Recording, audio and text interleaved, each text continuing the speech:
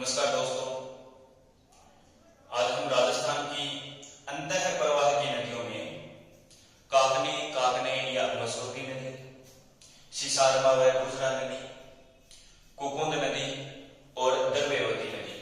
द्रव्यवती नदी को ही अमानी साहे का नाला बोलते हैं। द्रव्यवती नदी को क्या बोलते हैं? अमानी साहे का नाला। आज हम ये 4 नदियां पढ़ेंगे। राजस्थान की अंतः प्रवाह की नदियों की बात करें हम तो इसमें हम घग्गर नदी है, काकली और सांबर झील में गिरने वाली नदियां, रूपारे और सापी नदी, इन नदियों के बारे में हमने पढ़ लिया है। आज का हमारा टॉपिक है राजस्थान की अंतः प्रवाह की नदियों में शेष रह गई जो नदियां, छोटी छोटी नदियां हैं ये काकनी, काकने या मसूरती नदी, सिसारमा व गुजरा नदी, कुकुंद नदी और द्रव्यवती नदी, इसी को ही अमानी साहे का नाला बोलते हैं। सबसे पहले हम बात करते हैं काकनी नदी की। काकनी, काकने या मसूरती नदी। सबसे पहले हम बात करते हैं काकनी, काकने, काकनी, काकने या मसूरती नदी। मसूरती नदी, मसूरती नदी, काकनी, काकने या मसूरती नदी। इस नदी की हम बात करें तो ये जो नदी है ये राजस्थान की अंतः प्रवाह की सबसे छोटी नदी है। राजस्थान की अंतः प्रवाह की सबसे छोटी नदी कौन सी है? काकनी, काकने या मसूरती नदी। ये जैसलमेर जिले में बहती है। कौन से जिले में बैठी है ये? जैसलमेर जिले में। ठीक है, तो ये भी हमें ध्यान रखना है कि काकनी नदी है ये राजस्थान के कौन से जिले में बहती है? जैसलमेर जिला। ठीक है, क्षेत्रफल के आधार पर सबसे बड़ा जिला है और नदी राजस्थान की सबसे छोटी अंतः प्रवाह की नदी काकनी, काकने या मसूरती नदी बहती है इसमें। इसके उद्गम को लेकर के हम बात करें, काकनी जो नदी है इसका उद्गम होता है जैसलमेर जिले में एक गांव है कोटरी गांव। कोटरी गांव, इसी गांव को कोटरी या कोठरी भी बोलते हैं। कोटरी या कोठरी गांव, कोटरी या कोठरी गांव जो कि कहां पर है? ये जैसलमेर जिले में है। यहां से इस नदी का उद्गम होता है। तो ध्यान रखना है, राजस्थान की सबसे छोटी अंतः प्रवाह की नदी काकनी नदी, इसका जो उद्गम है इसका उद्गम होता है कोटरी या कोठरी गांव जैसलमेर से। ठीक है, और हम बात करें सामान्य वर्षा के टाइम में ये जो नदी है ये जैसलमेर जिले में एक झील है और उसका नाम है बुज। बुज या इसी को बोलते हैं भुज। ये झील है। क्या है? ये झील है। वहां तक ये नदी जाती है। सामान्य वर्षा की बात करें तो ये जो नदी है जैसलमेर जिले में बुज या भुज झील, ये जैसलमेर जिले में है। ठीक है, यहां तक ये जाते हैं और इस नदी को उद्गम से लेकर के बुज झील तक क्या बोलते हैं? काकनी या काकने बोलते हैं इसको। काकनी या काकने, काकनी या काकने नदी कहां से कहां तक बोलते हैं? इसके उद्गम से लेकर के बुज से झील तक। और इसके बाद ये जो नदी है यदि और अच्छी वर्षा हो जाए, इसमें यहां पर अच्छी वर्षा हो जाए थोड़ी, तो ये जो नदी है ये आगे तक आती है और जैसलमेर में ही एक और झील है जिसको बोलते हैं मीठा की खाड़ी। मीठा की खाड़ी यह झील है और ये भी कहां पर है? जैसलमेर जिले में है। जैसलमेर जिले में है। तो ध्यान रखना है कि बुज झील से मीठा की खाड़ी, लास्ट हम बात करें इसका जो समापन है, काकनी नदी का जो समापन है ये होता है मीठा की खाड़ी जैसलमेर में। ठीक है, और बुज झील से मीठा की खाड़ी तक इसको बोलते हैं मसूरती नदी। मसूरनी नदी। इस प्रकार से हम बात करें, ये राजस्थान की सबसे छोटी अंतः प्रवाह की नदी है ये। ठीक है, इसी विशेषता की हम बात करें तो राजस्थान की क्या है ये सबसे छोटी अंतः प्रवाह की नदी, ये कौन से जिले में बहती है? तो ध्यान रखना, ये जो नदी है ये जैसलमेर जिले में बहती है। ठीक है, और राजस्थान की सबसे छोटी अंतः प्रवाह की नदी है। यदि हम बात करें राजस्थान से प्रवाहित होने वाली सबसे लंबी अंतः प्रवाह की नदी, राजस्थान से प्रवाहित होने वाली, तो वो है घग्गर नदी। ठीक है, लेकिन राजस्थान की सीमा के अंदर या पूर्णतः राजस्थान में सबसे लंबी अंतः प्रवाह की नदी है कांतली या कांटली नदी। ठीक है, और राजस्थान से प्रवाहित होने वाली और भारत की सबसे लंबी अंतः प्रवाह की नदी है घग्गर, और ये राजस्थान की सबसे छोटी अंतः प्रवाह की नदी है। इसका उद्गम होता है कोटरी गांव जैसलमेर से। और हम बात करें नॉर्मल वर्षा, ये जो अंतः प्रवाह की नदियां हैं ये वर्षाकालीन नदियां हैं, वर्षा के टाइम में ही इनमें पानी रहता है। तो नॉर्मल वर्षा होती है तो इसका पानी जाता है भुज झील जैसलमेर तक, और उद्गम से भुज झील तक इसको काकनी या काकने बोलते हैं। फिर हम बात करें यदि थोड़ी अच्छी वर्षा हो जाए, अच्छी वर्षा के टाइम में इसका पानी जाता है मीठा की खाड़ी जैसलमेर, यानी काकनी नदी का जो समापन है ये होता है मीठा की खाड़ी जैसलमेर। ठीक है, ये झील है। तो भुज झील से मीठा की खाड़ी तक इसको बोलते हैं मसूरनी नदी। तो ये एक ही नदी है काकने, इसी को बोलते हैं मसूरनी नदी। ठीक है, और अब बात करें दूसरी नदी है सिसारमा व गुजरा नदी। इसकी हम बात करें, इन नदियों की ओर हम बात कर लेते हैं।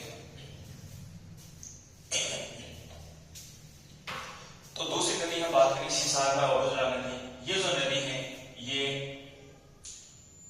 उदयपुर जिले में बहती है। कौन से जिले में बहती है? ये उदयपुर जिले में।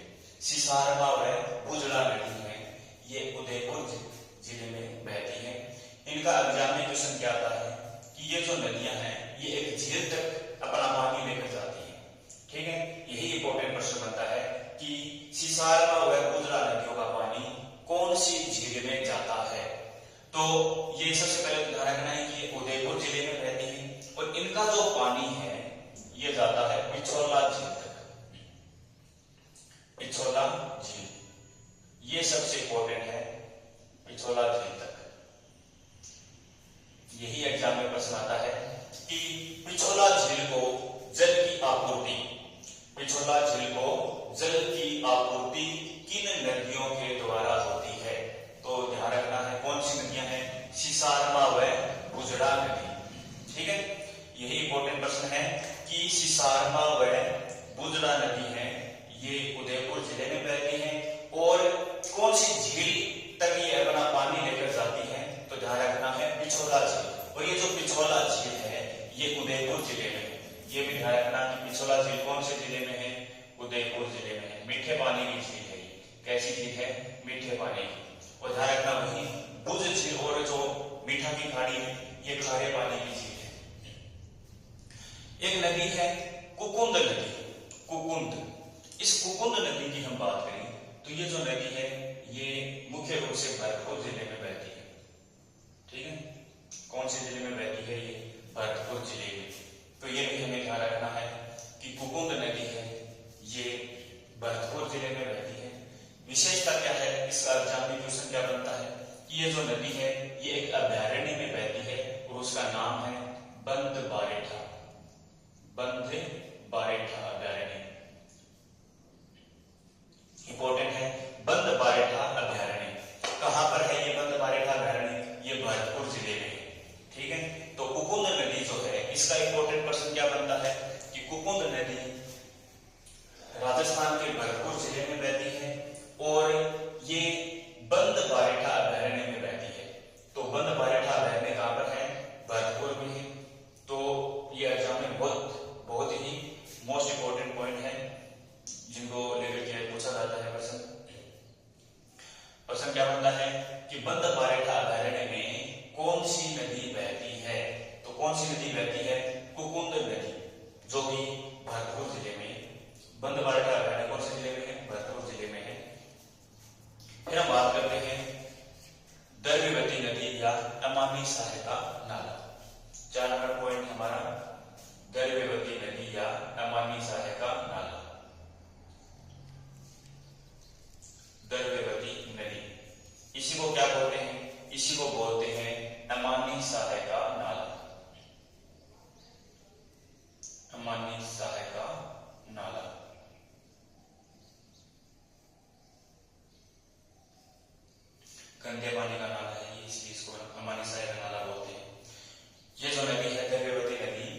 ये ध्यान रखना है, ये जयपुर जिले में बहती है।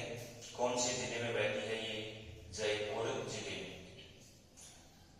इंपॉर्टेंट पॉइंट है, द्रव्यवती नदी कौन से जिले में बहती है? तो द्रव्यवती नदी, जिसको अमानी सहाय का नाला बोलते हैं, ये जयपुर जिले में बहती है। और ध्यान रखना है कि ये एक गंदे पानी का नाला है।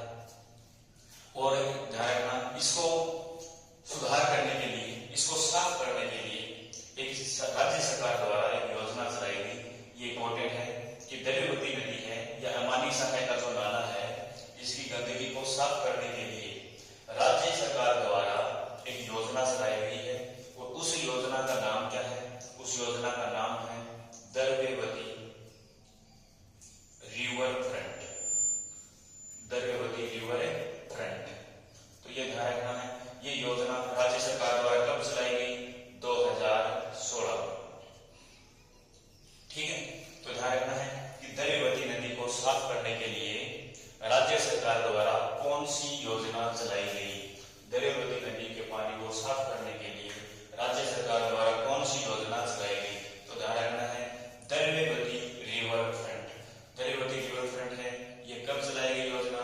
2016 में। और ध्यान रखना है कि जो प्रोजेक्ट है, ये राज्य सरकार ने किसको सौंपा? ये भी ध्यान रखना है कि राज्य सरकार ने ये जो प्रोजेक्ट है, ये किसको सौंपा?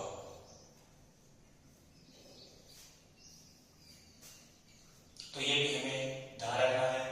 ये जो प्रोजेक्ट है, ये टाटा प्रोजेक्ट लिमिटेड, कौन सी कंपनी को सौंपा है? टाटा प्रोजेक्ट लिमिटेड, इस कंपनी को ये प्रोजेक्ट सौंपा है। तो ये भी हमें ध्यान रखना है।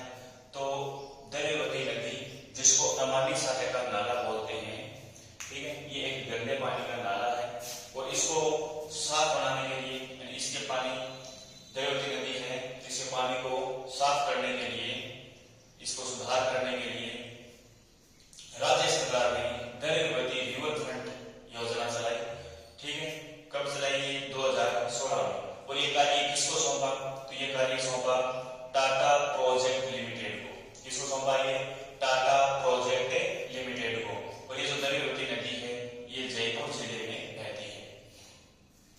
ये थी हमारी राजस्थान की अंतः प्रवाही नदियां, जिसमें हमने सबसे पहले घग्गर नदी, उसके बाद में कांतली या कांडली नदी, सांबर झील में गिरने वाली नदियां। सांबर झील में 5 नदियां गिरती हैं, जिसमें खंडेला नदी है, मंथा या मेंढा, खारी, रूपनगढ़ और समोद। ये 5 नदियां सांबर झील में गिरती हैं। इसके अलावा बात करें रूपारे नदी, साबी नदी, और इसके अलावा काकने या मसूरी नदी, सिसारमा व गुजरा नदी, कुकुंद नदी, द्रव्यवती या अमानी सहाय का नाला। ये राजस्थान की अंतः प्रवाही नदियां हैं। और ये भी ध्यान रखना है कि राजस्थान का सबसे बड़ा अपवाह तंत्र, राजस्थान का सबसे बड़ा अपवाह तंत्र है आंतरिक अपवाह तंत्र। ये कुल अपवाह तंत्र का लगभग 2/3 है, 60.2% है। ये 2/3 भाग है कुल अपवाह क्षेत्र का। तो आज हमने पढ़ी है काकने या मसूरी नदी, जिसका उद्गम होता है कोटरी गांव जैसलमेर से। ठीक है, और समापन होता है मीठा की खाड़ी जैसलमेर में। और ये बुध झील का निर्माण करती है। उद्गम से बुध झील तक इसको काकनी या काकने नदी बोलते हैं। और इसका समापन होता है मीठा की खाड़ी। और बुध झील से मीठा की खाड़ी तक इसको बोलते हैं मसूरी नदी। इसके अलावा बात करें सिसारमा व गुजरा नदी, जो कि उदयपुर जिले में बहती है। इनका इंपॉर्टेंट पॉइंट बनता है कि पिछोला झील में जल की आपूर्ति किन नदियों के द्वारा होती है? तो ध्यान रखना है सिसारमा